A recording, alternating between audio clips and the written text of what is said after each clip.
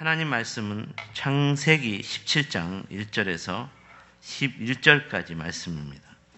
창세기 17장 1절에서 11절입니다.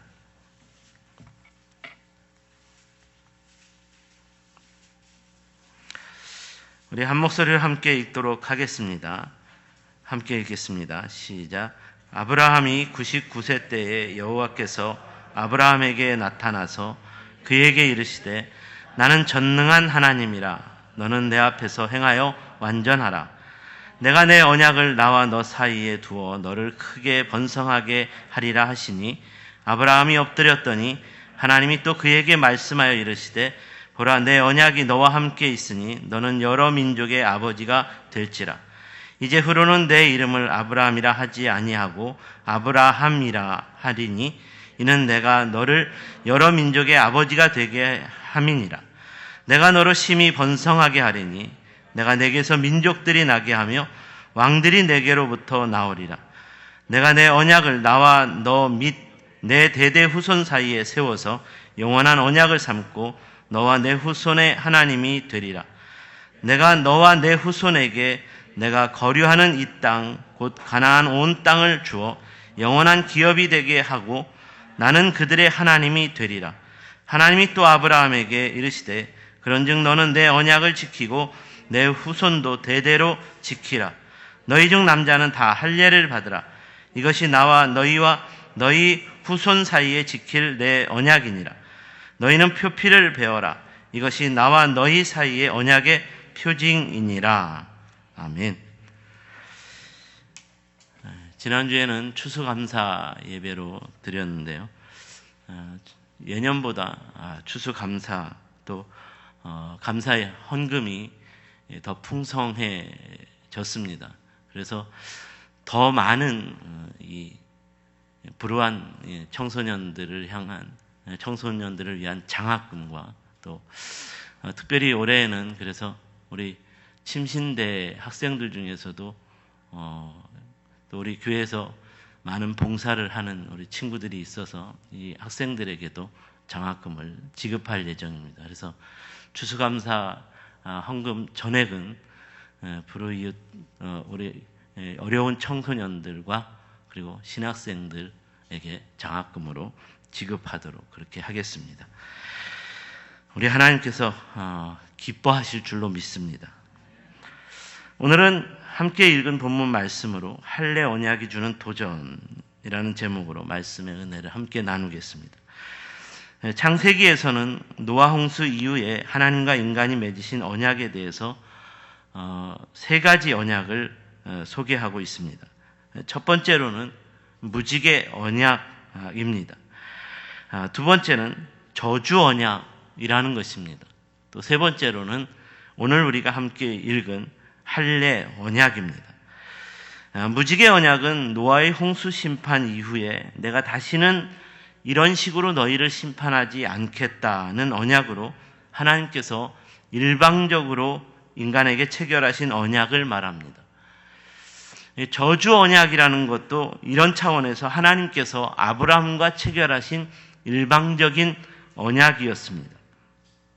쪼개어진 짐승 사이로 불로 임재하신 하나님께서 홀로 지나가시면서 내가 너에게 자녀를 주지 않는다면 내가 이 짐승처럼 태워져도 좋다는 일방적인 저주 언약을 하나님께서 체결하셨다는 것입니다. 이런 언약을 받게 된 아브라함이었다면 언약이 성취되기를 기다렸어야 하는데 자신이 정한 10년의 기다림이 지나자 하나님께서도 약속을 지키지 않는 분이시구나 라고 생각하여 아내 사라와 함께 여종을 통해서 이스마엘을 생산하게 되었습니다. 그리고 하나님은 아브라함이 86세에 이스마엘을 낳은 이후에도 13년 동안 아무런 말씀도 없으셨습니다. 그야말로 하나님께서 약속하신 저주 언약이 무색할 정도의 상황이었습니다. 결국 이스마엘을 낳아 기르면서 아브라함은 하나님과의 언약은 점점 잃어버리는 삶을 살게 되었습니다. 그저 자기가 낳은 아들 이스마엘과 함께하는 인간적인 행복을 누리는 삶에 만족하였습니다. 더 이상 아브라함은 하나님의 언약이 성취될 것이라 기대하지도 않았고 믿지도 않았습니다. 이는 아브라함과 하나님과의 관계의 단절을 의미하는 것이기도 합니다. 하지만 아브라함에게 주신 하나님의 언약은 언약이 성취되지 않으면 자신이 짐승처럼 쪼개어져도 좋다는 저주 언약이었습니다. 그러므로 오늘 본문은 이렇게 아브라함에게 약속한 언약을 지키기 위해 찾아오신 하나님을 소개하는 말씀으로 시작합니다.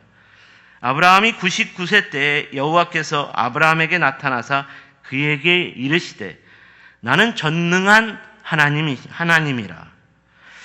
이는 아브라함에게 저주 언약으로 약속하신 전능하신 하나님께서 약속을 성취하기 위해 나타나셨다는 말입니다. 하나님은 전능하시니까 아브라함과의 약속을 성취할 수 있다는 말입니다. 그러므로 하나님께서 아브라함과 약속하셨던 저주 언약은 99세가 된 아브라함을 찾아오신 전능하신 하나님으로 인해 성취되었습니다. 오늘 본문은 이렇게 아브라함과 맺은 저주 언약을 성취하기 위해 찾아오신 하나님께서 아브라함에게 새로운 할례 언약을 제안하신 것을 소개하고 있습니다. 무지개 언약과 저주 언약을 통해서 우리가 깨닫게 되는 것은 우리 하나님은 반드시 당신이 약속한 언약을 지키시고 성취하시는 전능한 하나님이시라는 것입니다. 그런데 문제는 이렇게 언약하신 하나님께 대한 인간의 반응이 너무나 불안하고 미약하다는 것에 있습니다. 무지개 언약과 저주 언약은 하나님과 인간의 관계에서 하나님께서는 끝까지 신실하셨다는 것을 분명히 도전하고 있습니다. 문제는 이런 하나님의 언약 앞에서 인간은 너무나 쉽게 불신에 빠졌고 이로 인해 기다리지 못했고 결국 하나님과의 언약도 잃어버렸습니다. 하지만 항상 언약에 신실하신 하나님은 어떤 상황이었든지 끝까지 그 언약을 성취하시는 하나님이셨습니다. 비록 인간은 언약을 불신하고 잊어버렸을지라도 하나님은 약속하신 언약을 반드시 성취하시는 분이셨습니다. 그러니까 하나님께서 오늘 본문에서 새로운 할례 언약을 제시하시게 된 것은 하나님의 언약 앞에서 끝까지 신실하지 못한 인간들로 인해 이전까지는 하나님의 일방적인 언약이었고 이런 언약 앞에 끝까지 신실하신 하나님이셨다는 것을 보여주었지만 이제부터는 쌍방적인 언약으로서 언약에 신실하신 하나님과 언약에 신실한 인간과의 관계를 희망하셨기 때문이었습니다.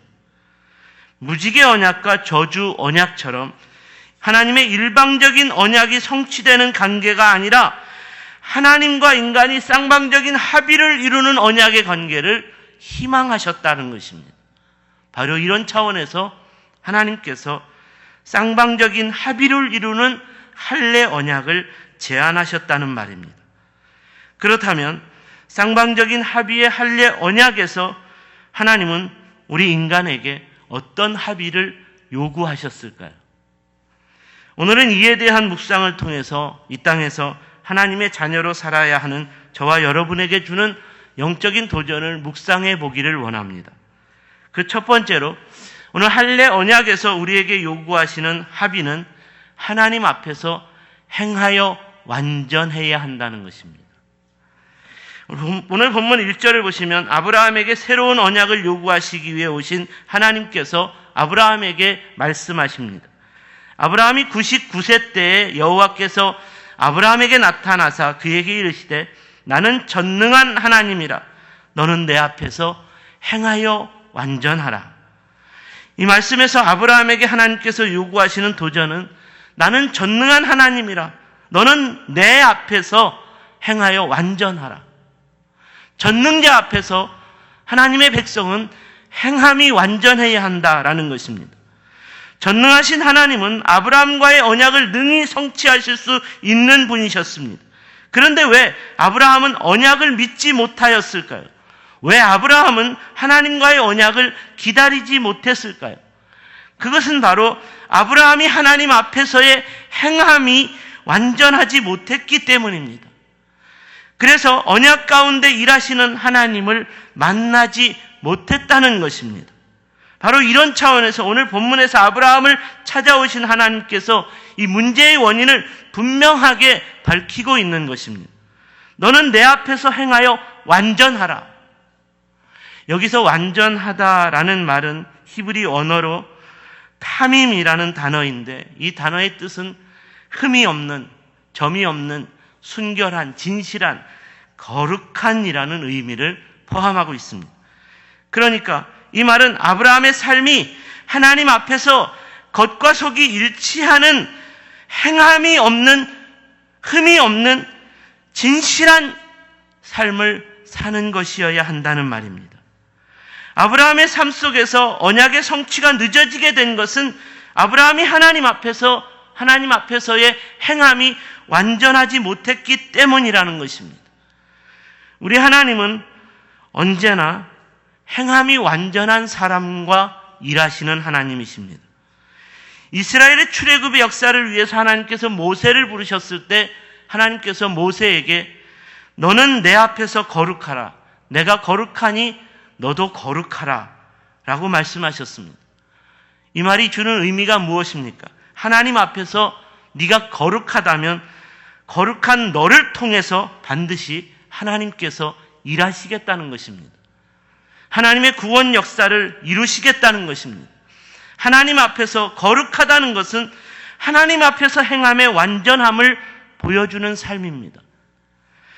사도 야고보도 이런 차원에서 하나님 앞에서의 행함의 완전성을 강조했습니다. 도전했습니다. 내가 보거니와 믿음이 그의 행함과 함께 일하고 그 행함으로 믿음이 온전하게 되었느니라. 하나님을 믿는 믿음이 있다고 말하면서 행함의 완전함을 보여주지 않는다면 이는 믿음의 속과 겉이 일치하지 않는 삶이라는 것입니다. 그러므로 성도라면 하나님 앞에서 행함의 완전함을 보여야 합니다. 하나님의 교회는 이렇게 하나님 앞에서 행함의 완전함을 보여주는 사람을 통해서 일어나는 하나님의 부흥의 역사입니다.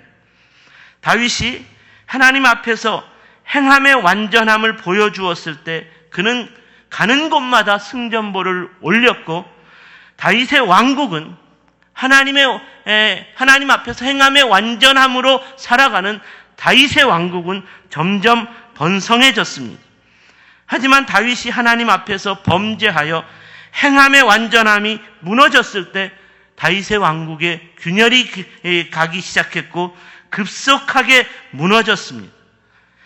아무리 위대한 다윗 왕이더라도 하나님 앞에서 행함이 완전하지 못하면 책망을 받았고 심판을 받았다는 것입니다. 그러므로 하나님께서 오늘 아브라함과의 언약을 맺으시면서 이제부터는 쌍방적인 합의로 언약을 맺겠다고 하신 것입니다. 나는 전능한 하나님이다. 전능한 하나님으로서 너와의 언약을 반드시 지킬 것이다. 그런데 이제는 너도 이 언약을 반드시 지킬 수 있도록, 이 언약이 반드시 지켜질 수 있도록 내 앞에서 너의 행함이 완전해야 한다. 사랑하는 여러분, 이 말씀이 우리에게 주는 도전의 의미를 아시겠습니까? 저와 여러분이 전능하신 하나님의 약속을 받고 살아가는 삶 가운데 왜 속히 약속이 성취되지 않는가? 왜 하나님께서 나에게 약속하신 하나님의 그 약속이, 하나님의 축복이 지연되는 것인가에 대한 분명한 대답은 저와 여러분의 삶이 하나님 앞에서 행함이 완전하지 못하기 때문입니다. 모세의 십계명도 이런 차원에서 이스라엘 백성들을 약속의 땅 가나안, 모세의 십계명도 이런 차원에서 하나님 앞에서의 행함의 완전성을 도전하는 말씀이었습니다. 하나님께서 이스라엘 백성들을 약속의 땅 가나안으로 인도하셨습니다. 가나안 땅에서의 이스라엘의 정복 전쟁이라는 것은 철병거를 가진 가나안 군대와의 싸움으로 시작되었지만 하나님의 전능하신 능력을 보여주는 것으로서 확신하게 하는 것으로서 시작되었지만 실질적으로는 그 전능하신 하나님의 자녀들인 이스라엘을 통한 영적인 전쟁을 벌여야 하는 것이었습니다. 영적인 전쟁은 이스라엘 백성들이 모세의 십계명대로 하나님 앞에서 행함의 완전함을 보여주며 살면 되는 것이었습니다. 이스라엘 백성들이 이렇게 행함의 완전함을 모세의 십계명대로 하나님 말씀대로 보여주며 살게 되었다면 가나안 땅에서의 우상숭배, 가나안 땅에서의 음란한 문화는, 이방 문화는 완전히 사라지게 되었을 것입니다. 나는 전능한 하나님이라. 너는 내 앞에서 행하여 완전하라. 이 말씀 앞에서 사랑하는 여러분, 오늘 저와 여러분이 다시 한번 우리의 삶을 점검해 보아야 하겠습니다. 여러분의 삶은 어떤 삶입니까? 하나님 앞에서 여러분의 삶이 하나님 앞에서 행함의 완전함을 고백할 수 있겠습니까? 제가 오늘 이런 질문을 던지고자 하는 것은 여러분을 기죽이려고 하는 것이 아닙니다. 안타까운 것은 오늘날 많은 성도들이 하나님 앞에서 행함이 완전해야 한다는 이 도전을 부담스러워한다는 것입니다. 그리고 이런 도전은 우리가 어떻게 그렇게 살 수 있느냐고 싫어합니다. 물론 우리는 하나님 앞에서 죄를 범할 수밖에 없는 연약한 존재들입니다. 그래서 우리의 연약함을 늘 하나님 앞에서 고백하고 토로합니다. 우리 하나님 앞에서 연약한 존재라는 것으로 인하여 하나님의 자비와 긍휼과 은혜와 사랑과 하나님의 위로와 축복의 메시지를 듣는 것을 좋아합니다. 그런데 이런 메시지들은 신앙의 초보적인 삶을 지도하고 가르치는 것입니다. 그러나 오늘 우리 주님은 이런 초보적인 신앙을 뛰어넘어 성숙한 신앙의 삶에 대하여도 말씀하십니다. 도전하십니다. 너희가 내 앞에서 행하여 완전하라. 너희가 성도라고 하면서 자꾸만 넘어지고 실패하여 하나님의 자비와 긍휼과 하나님의 은혜와 사랑, 하나님의 위로와 축복의 메시지만 좋아하는 신앙의 초보적인 삶에서 벗어나 더 성숙한 신앙의 삶으로 나아가야 한다라고 말씀하십니다. 오늘 할례 언약은 아브라함에게 주신 할례 언약은 바로 이런 차원에서 하나님께서 도전하는 것입니다. 오늘 한국교회가 영적 침체에서 벗어나지 못하는 것은 항상 초보적인 신앙의 삶을 추구하며 살아왔기 때문입니다. 오늘 말씀처럼 하나님 앞에서 행함이 완전한 삶으로 나아가지 못했다는 것입니다. 바로 이런 차원에서 오늘 아브라함을 찾아오신 전능하신 하나님께서 내가 너와 이제는 쌍방 언약을 맺기를 원하신다. 내가 너와 내가 여러분과 내가 여러분 모두와 함께 쌍방 언약을 맺을 것을 요청하신다는 것입니다. 아브라함아, 언제까지 내가 주는 일방적인 축복과 은혜만을 받아 먹으며 살고자 하느냐?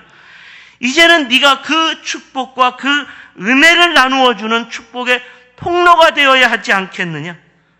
이제는 네가 내 앞에서 행함이 완전한 자가 되어 이 어둡고 악한 세상에 빛을 비추어야 하지 않겠느냐?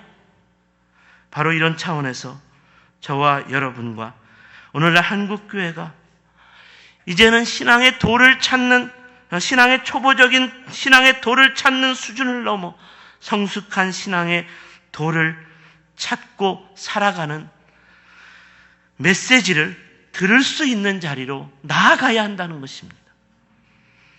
오늘 본문 5절에서 하나님께서 아브라함의 이름을 아브라함으로 바꾸어 부르시는 것은 바로 이렇게 성숙한 신앙의 삶으로의 초대로 하나님께서 부르신 것입니다.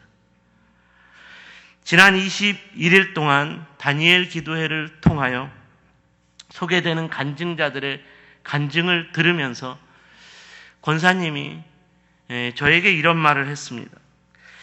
간증자들의 간증을 들으면서 참 부끄러웠다. 간증자들의 간증을 들으면서 그들의 삶이 나와 너무나 다른 삶 같아서 내가 하나님 앞에서 부끄러웠다라고 말씀하셨습니다.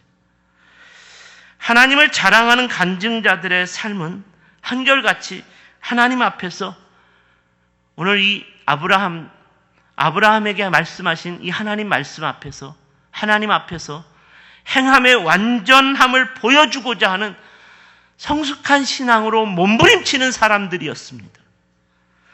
사랑하는 여러분, 바로 이렇게 성숙한 신앙의 삶으로의 초대가 오늘 아브라함과의 할례 언약을 통해서 저와 여러분에게 도전하시고 저와 여러분을 부르시는 주님의 음성인 줄을 믿으시고 그 음성에 순종하며 나아갈 수 있는 우리 모두가 될 수 있기를 주님의 이름으로 축원합니다. 두 번째로 할례 언약에서 우리에게 요구하는 합의는 우리 몸에서 죄의 싹을 잘라내야 한다는 것입니다. 두 번째 도전을 주는 말씀을 본문 10절과 11절에서 보겠습니다. 너희 중 남자는 다 할례를 받으라. 이것이 나와 너희와 너희 후손 사이에 지킬 내 언약이니라. 너희는 표피를 베어라. 이것이 나와 너희 사이의 언약의 표징이니라. 할례 의식은 우리가 잘 알듯이 어린 남자 아이들의 생식기 가운데 표피를 베어내는 의식입니다. 이 할례 의식이 주는 영적인 도전은 하나님과 인간 사이에서 항상 더럽게 하는 원인을 잘라내어야 한다는 것입니다. 이런 차원에서 할례 언약은 잘라냄의 언약이라고 말할 수도 있습니다. 하나님께서는 우리 몸에 잘라냄의 언약을 새겨 넣기를 원하셨습니다. 그러니까 이렇게 생각할 수 있어야 합니다. 하나님께서 내 살을 잘라낸 것은 항상 내가 잘라낼 것은 잘라내야 한다는 언약을 새겨 넣으신 거구나. 하루에도 몇 번씩 화장실 갈 때마다 하나님과의 관계 속에서 내가 잘라내야 할 것을 잘라낼 수 있어야 한다는 결단을 내려야 한다는 것입니다. 그렇다면 우리 가운데 잘라내어야 할 것은 무엇이 있겠습니까? 그것은 바로 항상 우리 마음과 생각 속에서 일어나는 죄의 싹들입니다. 죄의 싹은 잘라내야 하는 것입니다. 죄의 싹을 잘라내지 않고 가만히 지켜보거나 그냥 내버려 두면 어느새 그 죄로부터 삼킴을 당하고 말 것입니다. 아담과 하와가 뱀의 유혹이라는 죄의 싹을 잘라내지 못했습니다. 결국 그 죄로 인해 삼킴을 당하고 말았지 않습니까? 다윗이 간음이라는 죄의 싹을 잘라내지 못했습니다. 결국 다윗의 왕국은 그 죄로부터 삼킴을 당하고 말았습니다. 죄의 싹은 항상 잘라내야 합니다. 사단은 항상 우리로 하여금 하나님 앞에서 행함이 완전한 자로 나아가야 하는 삶을 회방하는 존재입니다. 어떻게 인간이 행함에 완전한 자로 살 수 있겠느냐고 속삭입니다. 그래서 우리 가운데 죄의 싹을 키우게 합니다. 그러므로 조그만 죄의 싹이라도 그냥 두어서는 안 됩니다. 잘라내는 것이 고통스러울지라도 잘라내야 합니다. 사단은 항상 우리 가운데 죄의 싹을 틔우려고 합니다. 그러므로 항상 죄의 싹을 찾고 잘라내야 합니다. 우리 가운데 얼마나 많은 죄의 싹이 피어나고 있는지 모르겠습니다.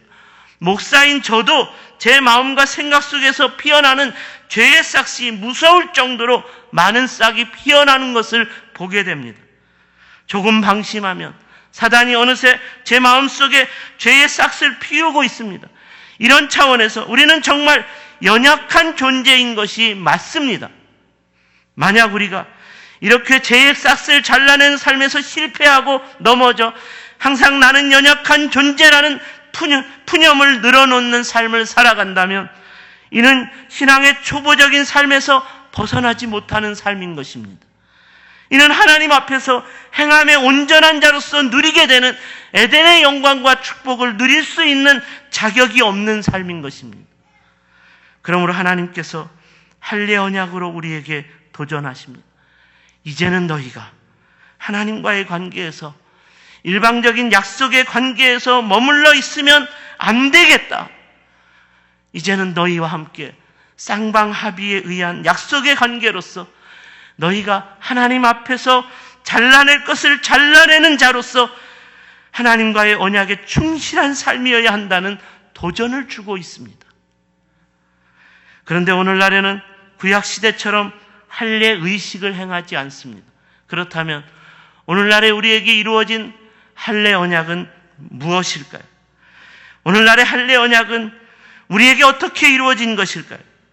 오늘날의 할례는 예수 그리스도의 십자가의 고난과 죽음으로써 모든 인간의 죄가 영원히 사함을 받았기 때문에 예수 그리스도의 보혈을 믿고 의지함으로써 죄의 싹을 완전히 잘라내는 언약의 성취로 이루어졌습니다. 이로 인하여 우리는 예수 그리스도의 십자가와 보혈을 통해 이루어진 영원한 할례를 기억하며 항상 죄의 싹을 잘라낼 수 있어야 한다는 것입니다. 예수 그리스도의 십자가가 영원히 지워지지 않는 할례 언약의 성취를 이룬 것인 줄 믿으시기 바랍니다. 그러므로 예수 그리스도를 믿음으로 구원받은 성도라면 더 이상 죄의 싹을 피우거나 이로 인해서 죄에게 삼킴을 당할 수 없습니다. 만약 예수 그리스도를 믿는다고 하면서 여전히 죄의 싹을 피우고 있고 죄로부터 삼킴을 받는 사람이 되었다면 이런 사람이 예수님을 믿는다고 하는 믿음은 거짓된 믿음입니다. 과거 한국교회 가운데 수많은 간증자들의 축제가 벌어졌을 때 예수 그리스도를 믿는다고 하면서 예수 믿는 믿음을 전국 방방곡곡마다 간증하며 돌아다니다가 얼마 지나지 않아 그 사람이 죄인의 수렁에 빠져 또다시 죄인의 수렁에 빠져 사회적 이슈가 되고 기독교가 조롱을 당했던 때가 있었습니다. 왜 이런 일들이 벌어지는 것일까요? 이는 그가 진정으로 예수 그리스도를 믿는 믿음으로 구원받은 사람이 아니었기 때문입니다. 예수 그리스도를 믿음으로 말미암아 진정으로 영적인 할례를 받은 사람이라면 날마다 죄의 싹을 잘라내는 삶을 살기 때문에 죄에 빠질 수 없는 것입니다. 사도 베드로는 그의 서신서에서 예수 그리스도를 믿는 사람들이 도로 죄를 범하게 되는 것은 결단코 일어날 수 없다는 차원에서 이는 개와 돼지와 같은 삶이라고 비유하며 책망했습니다. 만일 그들이 우리 주 대신 그리스도 구주 예수 그리스도를 알므로 세상의 더러움을 피한 후에 다시 그 중에 얽매이고 지면 그 나중 형편이 처음보다 더 심하리니 의의 도를 안 후에 받은 거룩한 명령을 저버리는 것보다 알지 못하는 것이 도리어 그들에게 나으니라. 참된 속담에 이르기를 개가 그 토하였던 것에 돌아가고 돼지가 씻었다가 더러운 구덩이에 도로 누웠다 하는 말이 그들에게 응하였도다. 사랑하는 여러분, 오늘 여러분은 예수 그리스도를 믿음으로 말미암아 모든 죄로부터 용서받은 영원한 할례를 받으셨다는 것을 믿으십니까? 그렇다면 또다시 개처럼 토하였던 것을 먹는 죄와 타협하지 마십시오. 그렇다면 또다시 돼지처럼 그 더러운 구덩이에 눕는 죄와 짝하지도 마십시오. 예수 그리스도로 말미암은 할례는 모든 죄와 사망의 권세를 영원토록 이기시는 하나님의 구원의 언약으로 성취되었습니다. 그러므로 항상 이 믿음의 할례 언약 안에 있는 삶이라면 오늘 본문의 5절 이하 7절까지의 말씀처럼 더 이상 이전의 아브라함의 삶이 아닌 열국의 아버지인 믿음의 조상인 아브라함의 삶을 살 수 있게 된다는 것입니다. 할례 언약을 지키는 아브라함의 삶은 대대손손 영원한 기업을 얻게 될 것이고 여러 민족의 아버지가 되는 믿음의 조상으로서의 영광스러운 삶을 살게 될 것이라고 선포합니다. 이제후로는 내 이름을 아브라함이라 하지 아니하고 아브라함이라 하리니 이는 내가 너를 여러 민족의 아버지가 되게 함이니라. 내가 너로 심히 번성하게 하리니 내가 내게서 민족들이 나게 하며 왕들이 내게로부터 나오리라. 내가 내 언약을 나와 너 및 내 대대 후손 사이에 세워서 영원한 언약을 삼고 너와 내 후손의 하나님이 되리라. 바라기는 오늘 이후로 저와 여러분의 삶이 예수 그리스도의 이름으로 얻게 된 할례 언약의 주인공으로서 하나님 앞에서 행함이 완전한 자로, 하나님 앞에서 모든 죄의 싹을 단호하게 잘라내는 자로서 아브라함과 같은 믿음의 명문 가문을 세우는 주인공으로서의 삶을 시작할 수 있게 되기를 주님의 이름으로 축원합니다. 기도하겠습니다.